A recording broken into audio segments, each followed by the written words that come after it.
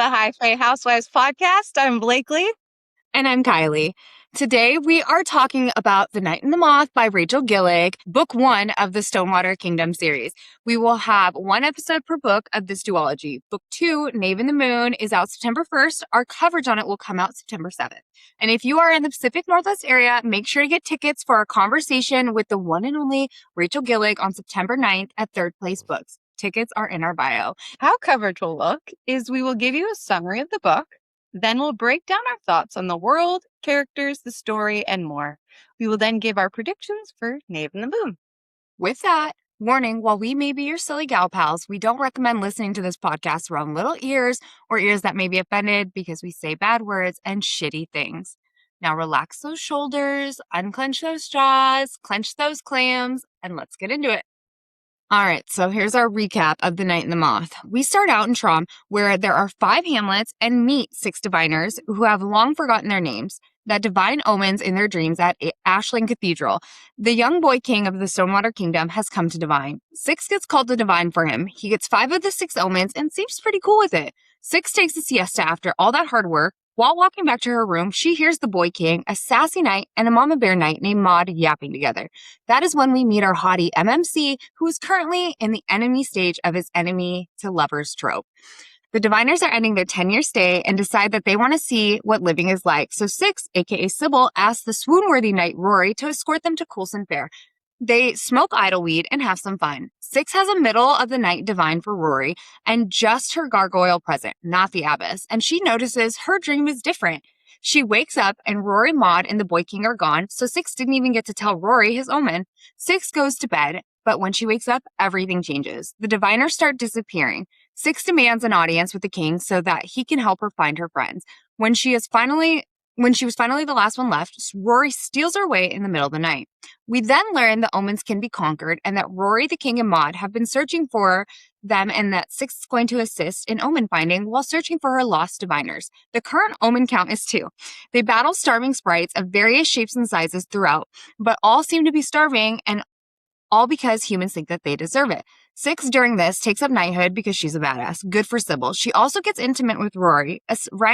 Aside from sexual relations, holy shit, I am sure a finger or 2 slipped in. During one of the battles of the omens, Sybil learned what happened to her diviners. They are all dead, fed to each omen because their blood is laced with the spring water from Ashland Cathedral. At the second to last omen, she learns who her gargoyle is. The first diviner, and the Abbess is a monster who created the lucrative business of divining. Sybil, the world's greatest gargoyle, Rory, and the boy king and Maud all face off the Abbess and take her and her gargoyles down. Great, beautiful, wonderful. They do it and destroy the cathedral. Until Rachel messes with our emotions and the boy king stabs Rory. Turns out he's actually a fucking villain and sends Bartholomew, Rory, and Maud on their way, taking Sybil for himself to be his diviner and be his queen. People will now pay him to have her dream, and he is the captain now. Immediately, let's talk about the dedication. You know, I love a good dedication.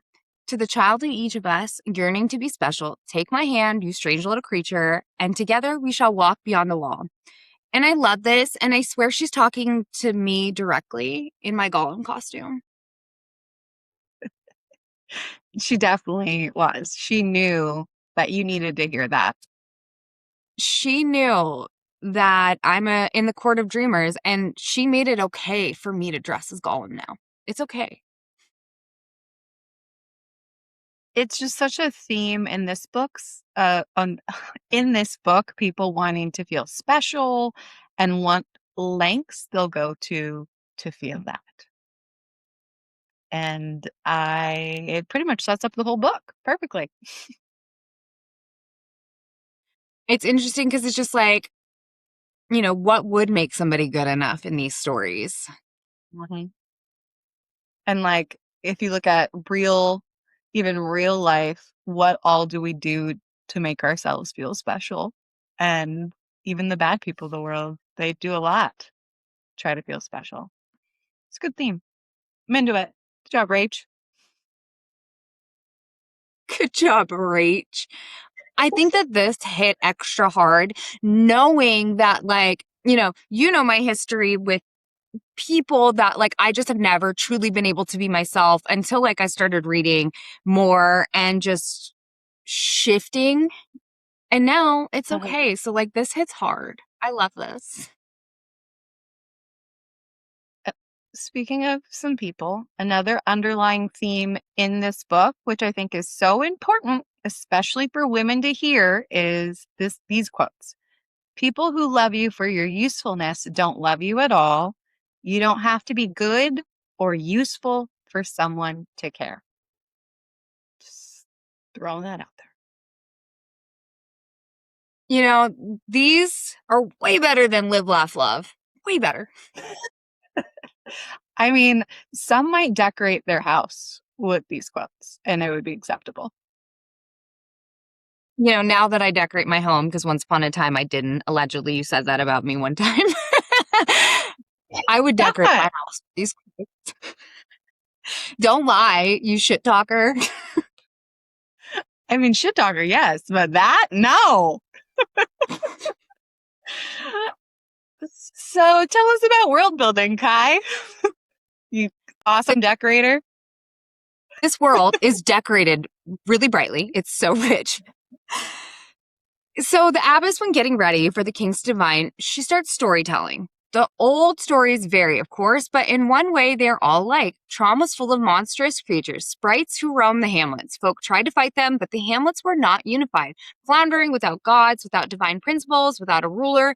And when none of those things exist, I, being curious, looked up what Trom means, and it's the German word for dream. And we know that the Boy King confirms that Trom was in discord. So Trom was in discord. Like the Boy King says, that part of my grandfather's tale aligns with the Abbesses. The Hamlets had no gods, no ruler, and were overcome by sprites. So where does the magic come from with the spring buried? And what does that mean for Trom? I love that it is meant that it means dreams, because like we're so big on being in the court of dreamers and just being dreamers. So once again, this book hits so hard with just that one word. I mean, the first tattoo I ever got is the word dream on my foot. Now I'm gonna cross it off and write Trom. German roots. I got it. I have 0 German roots, but there we go. In thinking about the name Trom in Stonewater Kingdom, Rachel's clever as hell. Stonewater? Like the water you turn to stone upon taking, or without you turn it to stone. Like, she's such a clever gal, the way that she like stuck these little details in. I agree. The Heartsore Weaver said, magic is like God in a way, all-knowing and the most effective when not fully understood. Again, like, what do we think that this means for the land? And what does that mean for Sybil? Because we know she's constantly being drowned. We know what happens when they're not drinking the spring water. But she's a unique case because she's not a gargoyle. Yet. I don't know, she might become one. Who's to say? Exactly. So, like, with destroying the spring, like, does that shift the magic? Does that destroy it? Who's to say? Right. Yeah. Besides What is Rachel. what is the thing that makes this like reverse itself? We know magic requires balance in so many different stories and ways. Like with this spring, what is the thing that kind of gets this curse to go away, if you will? Yeah, how do we shift this magic? Mm-hmm. But we'll get more into the spring. I don't mind stories with minimal spice. And this was definitely a slow burn romance, for sure. But I loved it. What are your thoughts?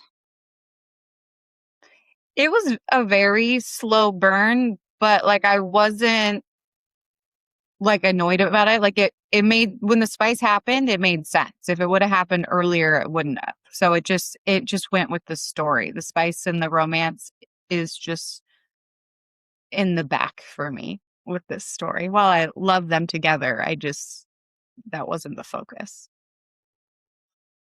It's like how I love Amryn and Varian's story. It's perfect at it as is. Don't add any more. Like the way that the romance was interjected at the times that it was done just so perfectly. Like I don't want more. I don't want less. This is a 5-star read for me. So everything is already perfect. And so just, I love I'm not even like a huge slow burn person, but I loved it in this story. I don't really care for fast either, but this was. I think I like I'm a slow burn over. I don't like a fast burn. I don't. Medium burn, it has to be done well enough. So I'm really into slow burn. So this just all made sense for me, and it didn't. Yeah, I wouldn't be upset. Like, say this book had 0 spice, I would still be fine. It'd still be a 5-star. Mm-hmm. I would Mhm. be cool with this being a young adult book or, you know, a teenager book because, like, it's so beautifully written. It's so beautifully written. It doesn't need spice. Marriage. In the slow burn, it truly was like perfect pacing for the romance. The whole book pacing was done really well. And, you know, I fucking talk about pacing all the time. And pacing with their enemies at the beginning was perfect. Rory, like, was not smirking or flirting at first. He was just straight up a dick.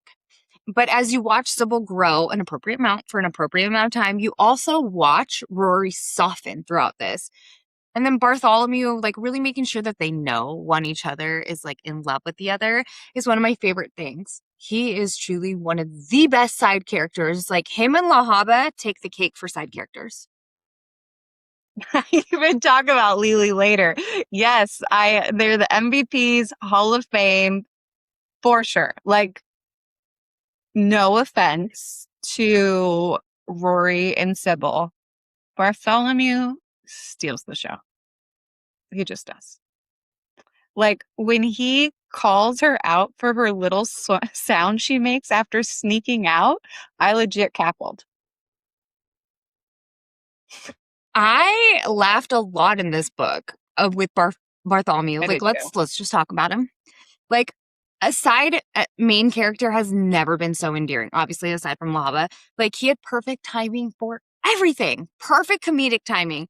When he says just as well, sometimes Bartholomew, I think her quite a bitch when talking about the Abbess. Like, it was just such a laugh out loud moment. This book is so dark and moody. So his remarks always caught me off guard and they just made me laugh. He literally had me cackling. And when he doesn't say things correctly, they're so funny. I can't even remember which time it was. But there's this part where I was literally laughing out loud on my deck because he just said something wrong. And then I was thinking, like, as you just said, Lahaba, like, could you imagine Bartholomew and Lily watching Fangs and Bangs together and like their commentary? It would be perfect. Oh, that is a dream. I want them together. They would be good friends. Honestly, Kylie, you should write the fan fiction. It would be very smutty. Lily and Bartholomew be fucking, you know? Sprites! They beef up. Yeah. And you want to know what we know? Fire doesn't ruin stone. We learned this in other books, so therefore it would work out great. It's really weird for me to be like, Rachel is so funny because, like, it is such a dark book. Like, it's Gothic romance. And so when I say, like, Rachel's really funny, I mean Bartholomew is. And it's just really hard to explain. Like, she's fucking hilarious, but in just such a dry way. Very dry, but I'm into it. Into it. This story's so heartbreaking, though, with Bartholomew. He's the original diviner, and the reason the Abbess did not want to utilize boys for the process, which also, what a trendsetter for 2 reasons. But his love for Sybil's felt throughout the whole book, and when he has to leave her, like, my heart couldn't fucking take it. It's like, wait, the gargoyle began to solve more pieces of stone falling from his body. I'm her squire, we cannot be apart. And then he had to be hauled away by Moth, who was already doing the same to Rory. I was absolutely heartbroken. And then my child was making a fucking fort. It's like a whiplash that I don't wish upon anyone. Like, to just be like sobbing over this book. And he's like, hey, do you want to make a fort? No, I don't want to make a fucking fort. I want to cry. About His our friend timing is incredible. Barthy. Were you surprised that he was the original diviner or nay? No. I Yeah. I knew he had some sort of tie-in, obviously, because there's none other like him. So who else could he be? Mhm. Yeah, and I mean, even the first page that talks about Bartholomew, and I was like, okay, so he just keeps calling. That's his way of remembering his name, is calling everyone else Bartholomew. Is is heartbreaking in its own way. Like, it's so sad. Everything about Bartholomew is perfect. As crazy as it Mhm. is, like he's funny, he's perfect. There's no other word for him, truly. Top tier. This is said about gargoyles. Creatures of the land can't be trusted. There's no room for mercy, even for the little ones. Large or small, handsome or monstrous, all sprites are violent and impossible to control. Not true. One counted the gargoyles are sprites. Ancient ones, trained by the abbesses of old to serve the cathedral. They heal well enough. And then later, Rory to Sybil says, we're getting your shoes, diviner. You can't go trudging through the kingdom like a bloody sprite, barefooted. So we know how gargoyles are made. But are they actually sprites then? If so, is Sybil technically a sprite in her own right? It seems that aside from gods, they are not real in this story. Beings that are not human that are classified as sprites. So where does Sybil fall into this? Is she godly? Is she a sprite? Where does she Yeah, go? that was a good catch because yes, obviously what one said, we know later on, like that's not necessarily true, but just you bringing out what Rory said, it's like, yeah, what are they now? What are these people? Are stone loving people? Like, I don't know what that would make her. She's technically dead and then brought back to life. What makes you think, like, how does the magic and the spring change what she is? It doesn't seem human. So, Sprite. She's sprite light. Maybe, yeah. Like, I don't know. It's not human though. And even like she's not really alive. It's an No, interesting case. Yeah. It's an interesting case. What are they? she's different. She's In unique. speaking of other type of things, in Benji's grandpa's journal, it said he'd drawn sprites. A few I recognized, many I didn't. Some look like monsters, twisted bodies, hollowed out eyes, jagged teeth and claws, while others strange amalgamations of birds and reptiles and mammals. He'd drawn gargoyles too, the details striking, particularly their wide stone eyes. Beneath them, in slanted script was writ, "The gargoyle sprite has no discernible home, save the tour, for their bodies are composed of the same limestone as the spring in which the diviners dream." We know that he was obsessed with Ashling's history, so he figured out why they had only a home at the tour. But where are all the other creatures and monsters? I just want to know if this story is going to give us more monsters other than the Boy King. Like, what exists outside of the Stonewater Kingdom? Is the whole world just that tiny land? Yeah, I think there's a lot more. And even just like when they talk about there's a lot of creatures out in the forest that we don't even know about, like sprites and stuff. I think there will be in Nave a lot more monsters and sprites, and like their origin story will be Magical definitely beings. important. Yeah. In Nave, I think that will be the main story, really. 'Cause I really like the sprites. I felt for them. Like the way that Rory was not interested in killing them. Mhm. I was sad the entire time for these sprites. Well, we just know that like you can change history in so many different ways by just telling a different story. So I just want to know the real story about the sprites. Like, why are they the common enemy? Doesn't make sense. It's not fair. As an animal lover, it hurts me. I want to talk about the magic system and drowning. What if the water of the spring was putrid and described with rot because gods left the land? We don't know anything about gods and the magic system fully.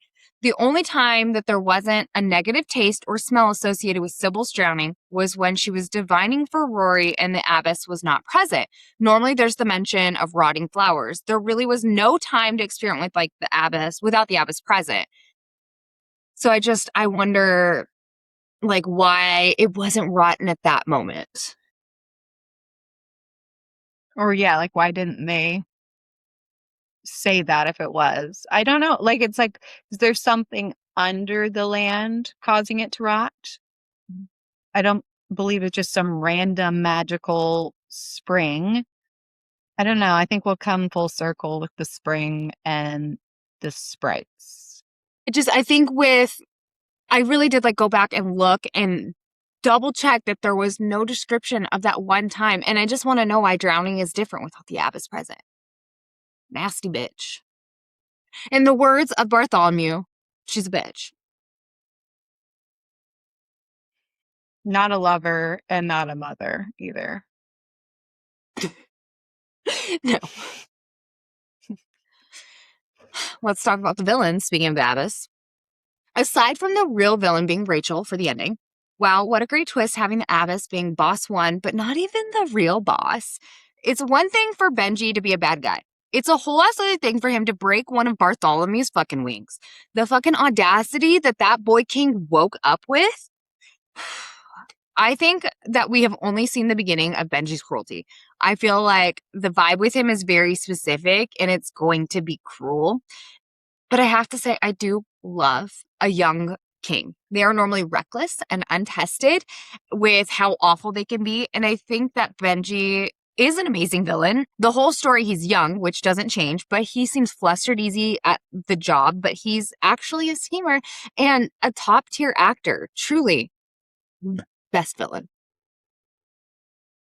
I think he's going to be a great villain too. I didn't know he was going to turn like the whole time, but she set it up in a way where like she gave us little clues throughout where I was like, okay, he's insecure. I could see this happening. And I thought something was going to happen. I did not expect him to break frickin' the wings. Like that was a step too far. But when Sybil was talking to Benji later in the book, she says, "My muscles tense, and if I still wish to find my future away from the castle." Benji met my gaze, smiled, "Then of course I will let you go." He bowed, then turned down the corridor. I watched him walk away, something cold chafing inside of me. And that was the moment I knew, like, okay, he's turning on them. I like just knew it, but I was not expecting poor Bartholomew to get the brunt end of it. He's a monster. He stabs Rory and fucking takes out Bartholomew's wing. There's no redemption for this man. Fine, stab Rory. But you fucked with Bartholomew. Step too far. But I think as Bartholomew, we're going to have a little kiki with Lily. But I think that it would be great if we get Benji to meet Midas. I think they could be friends. I wish you've read The Red Queen because boy kings, they would be besties. Yeah. I have not read it, and I probably never will. Oh. But It's a I'm good sure one. it's good. So the abbess said, "You do not understand the weight a god must bear, or that sometimes we must do the wrong thing for the right reason. You do not know what it takes to rule this tour, and you do not know the responsibility of controlling that which you have created." Shortly after that, Benji said, "Neither of you understood that for things to go right, you must often do the wrong thing." What do we think this is foreshadowing to? Like, what do we think Sybil will have to do? My first thought is like Sybil's gonna have to kill somebody. Mm-hmm. What if she has to kill Maud? No. Because you... Don't Okay. touch Moth. Well, in my head, I was like, okay, well, Maud had to start and bring the old king and like started throwing the rocks and brought him in just so it wouldn't be suspected. Like, is Sybil going to have to do that to Maud? Maybe not at all. I mean, I hope not. Well, Well, I was trying to think of Sybil is something bad. known, not Sybil, Maud is known for sprite killing. Like, that's her bloodline. And like, Mhm. she's already showing like hesitations. Like, that's a really good point. Like, are we going to have to take out Maud because of her leniency and like her feeling guilty about sprites? I could see it. Like, I think if someone's going to be sacrificed, I'm going with Maud. So, what do you think knave and the moon means? A knave is an old fashioned literary term for a dishonest, deceitful, or unprincipled person. Rory is definitely called a knave by Sybil multiple times, and the best gargoyle does a few times as well. Specifically, those two are the only ones that use the term, and when they use it, it's in reference to Rory. It's pretty safe to say that he is the knave in the title. And then the moon clearly being Sybil in some ways. Is it alluding to her stone eyes, or is it all the references to the moon that she makes in the book? The moonlight was a pale fingernail in the sky. Sybil as Six was told by one, nights are shooting star six. They come and go. But you and me, our sisterhood of diviners, we're the moon. We're eternal. Was this foreshadowing to more? Like, even Rory references her hair as pretty and like moonlight. She always seems to be tracking the location of it in the sky. And I know part of that is timekeeping. But like in her fight with the ardent oarsman, she got knocked into the water. And when she was dreaming of the diviners, they moved around her under a watchful moon. Like, is there some sort of gods there after all? I think the moon is associated with them and whatever magic happens in Trom. The moon has relevance. I definitely agree with that. And it, like you made the point of like, are there almost like, did the gods abandon Trom beforehand and that's why they're gone? And something with the spring. And I do think it'll all come back with the moon. And like, is she the moon's, I don't want to say like servant or like vigilante of some way? Like, I don't know. I don't have a lot of thoughts, I guess, but she is definitely connected with the moon. But is it just her or is it all diviners? Yeah, is she a nature gal? Like, does she? Well, she never is wearing shoes, so she definitely grounds herself in grass for sure. She's a And little woo woo. we appreciate someone that is woo woo and it cares about her mental health. So good job. One with nature.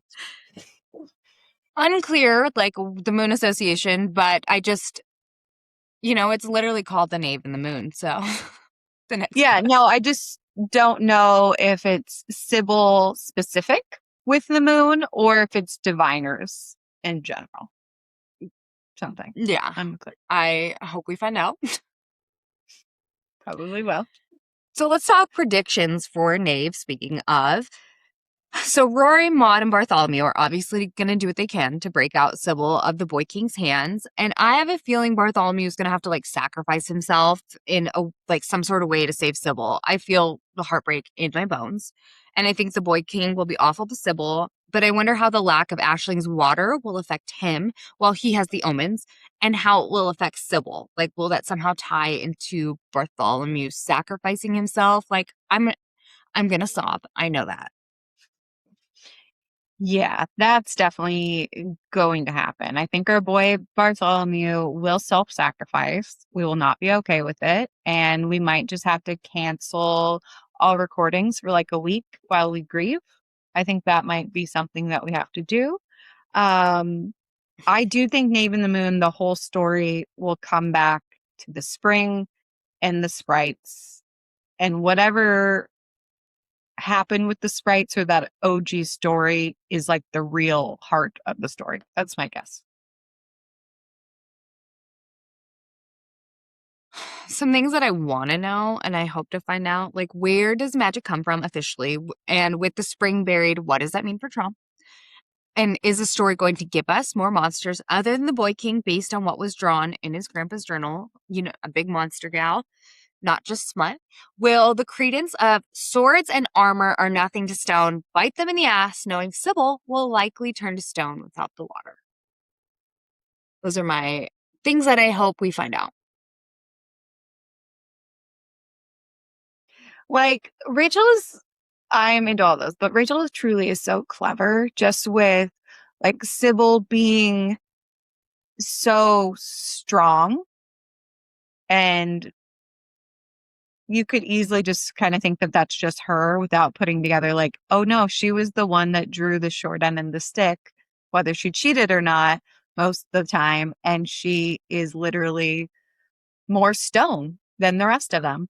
And like, gosh, this story was it was 5-star for me. Just want to make sure that's clear. Was it 6-star for you or 5?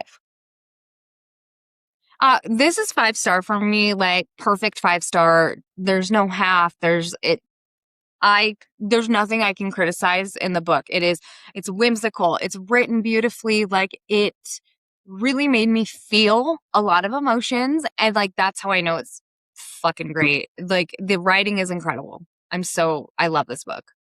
5 stars.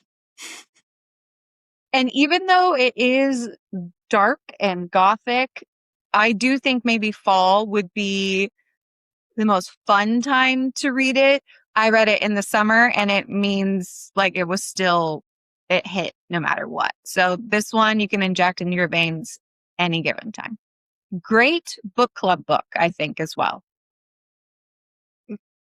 There's so many themes and things to talk about with this book. Like, we barely even like touched the surface of it. And there's so much to talk about. It is a good book talk. It's a good book club book. Good call. I mean, honestly, we could have a book club and just talk about Bartholomew the whole time and I'd be happy. That's he needs his own session because Bartholomew's so perfect. I love Don't him. hurt him, Rachel. Please don't do that to us. I'm scared. I'm scared. I scared. As we should, because authors are so mean to us. They like to break our hearts. Well, we just know that when a character is absolutely perfect, and especially a side character, and often it's the funny ones that they take out. So I'm just trying to prepare myself, but I'm not prepared. So be prepared is not me. You are not Scar. No, I'm not Scar. Somehow I'd word it. But I'm so excited to read Knave. We were lucky enough to get ARCs. So let's start reading, Kai. I can't wait. I am going to sob. Because I'm a little bitch and cry all the time now. Mostly with books, not real life, just with books. Yeah, I mainly cry with books. I don't really cry that much, but thanks for giggling through our journey with us today. We have new episodes every Wednesday, but join us for our coverage of Knave and the Moon on September 7th. Make sure you hit that follow button wherever you listen, and then head over to our social media for all of our latest updates, theories, and more new book goofing. All links are in our info, you giggling gal pals. We'll see you next week.